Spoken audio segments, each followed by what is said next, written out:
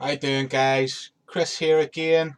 I just wanted to do a quick video talking about my own personal experience of psychosis. Um, I suffered a psychotic episode around the age of 19, so about 11 years ago.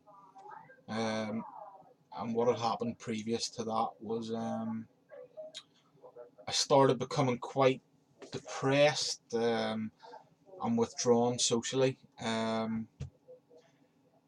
think at the time life wasn't really making sense. I didn't know what I wanted to do. I didn't know what I was doing.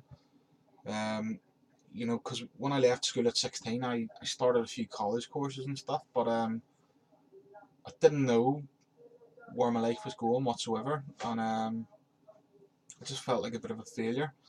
So I got quite down in the dumps and depressed.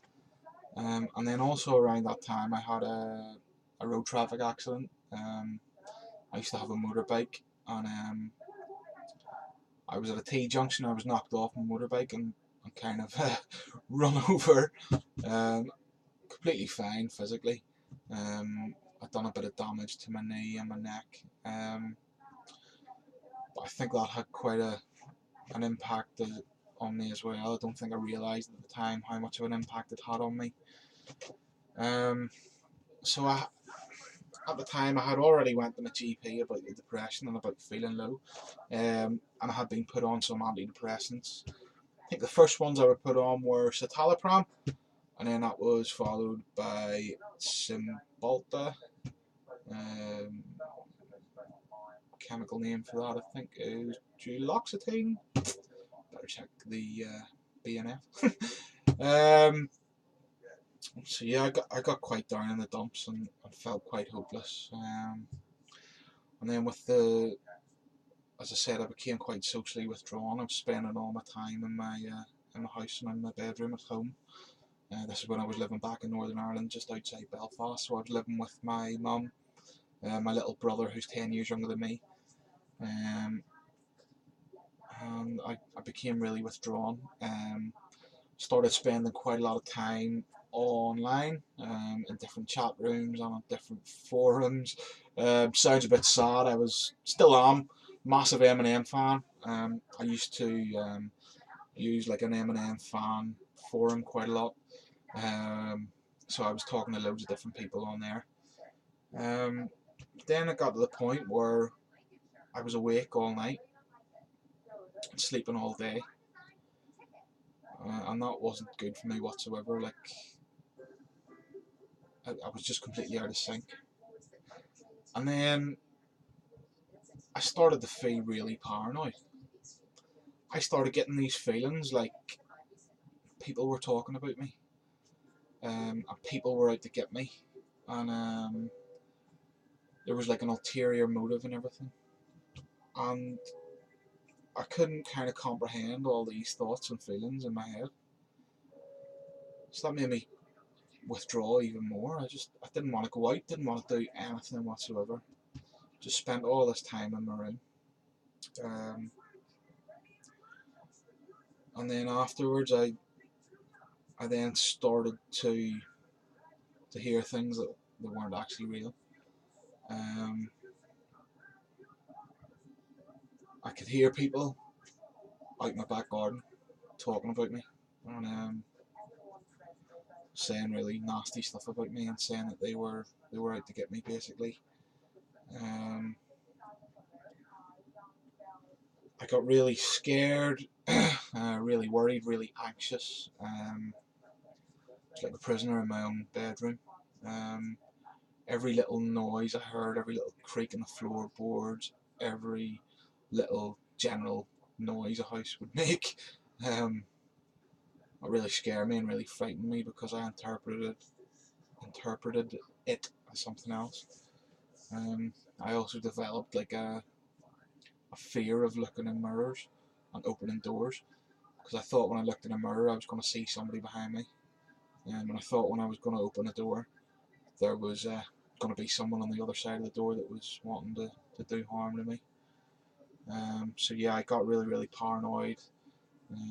As I said, was hearing voices, I was paranoid of other people's intentions. Um, so yeah, I eventually spoke to my doctor about that. What happened from there was I was referred to. I don't even know the names of it, to be honest, because it was so long ago and it was in Northern Ireland. Basically, I was referred down to the hospital. I seen the mental health team. This was on, say, a Friday. And then on the Saturday, I had a nurse visit me in my home, and then again on the Sunday, and then she visited me again every sort of other day. And that was like an intensive community psychiatric nurse. Um, because I was really low, and really out of sorts, really paranoid. I also got put on to some antipsychotic medication. The first medication I was on was olanzapine. That didn't have a great effect on me, so I was moved on to risperidone. Didn't have a great effect on me either. And then I was moved on to quetiapine. And I remember my first day taking quetiapine. I took it, and I think I must have slept. It just completely knocked me out. I think I must have slept for about over 24 hours, constant. It was really heavy duty stuff. Um, but you know what? It started toning down them voices I was hearing, and them thoughts I was having, and those feelings I was having. That in conjunction with my CPN, who was absolutely amazing. Um, she helped me so much with everything in my life. She helped me get back on to a college course to study music technology. Um, she helped me to look at things like housing options. She helped me to look at my finances. And she also helped me to, well, she referred me to a drop-in centre that's no longer running anymore. But this drop-in centre was specifically for young people, I think between the age of 18 and 29, who were experiencing sort of mental health difficulties. And that was a drop-in centre that run Monday to Friday between the hours of 12 and 5. So that actually gave me something to do during the day. That started giving me a purpose in life again. And through that I developed sort of really strong friendships with other people that had similar experiences as me. And also what that group did, that drop-in centre, they arranged like trips away. They'd arrange like different activities, like sporting activities. Like we go play tennis, we go play indoor football, we go to the gym, and we go on little trips out, like say down the town. We'd go for walks around the forest. We went on like an activities weekend away as well, to like a water sports centre. That was totally awesome.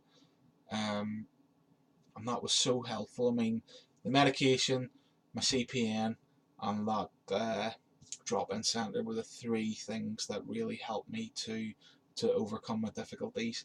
Um, my family were very, very supportive as well, but the one thing that I struggled with was, especially with my mum, is I felt like I couldn't talk to her about anything. Um, I felt embarrassed, I felt shamed, I felt stupid. But I knew that my CPN was talking to my mum in the background, and I knew she was totally supportive and she was totally understanding. Uh, and yeah, eventually I got to the stage where I no longer needed to have a CPN or be under care from the community mental health team.